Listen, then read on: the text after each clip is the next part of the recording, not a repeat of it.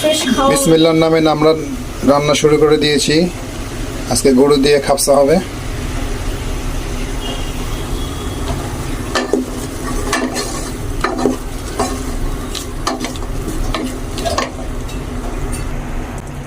এখানে 25 ধরনের মশলা মিক্সিং করা মশলা দিয়ে দিলাম।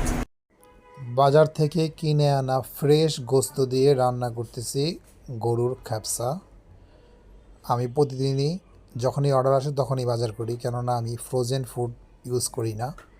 গরু, মুরগি, ছাগল, খাসি যেটাই বলেন, আমি একদম ফ্রেশটা আনি। এটা বাসমতি চাল দিয়ে দিলাম এখন গরম পানিতে। এখন এই যে গোস্তটা ঢেলে দিলাম, সুন্দর করে যে খাপসা রেডি হয়ে গেল, গরুর খাপসা। আপনারা অর্ডার করতে চাইলে হোয়াটসঅ্যাপে নক করেন, সময় মতো পেয়ে যাবেন। একদিন আগে নক করবেন, তারপরের দিন একদম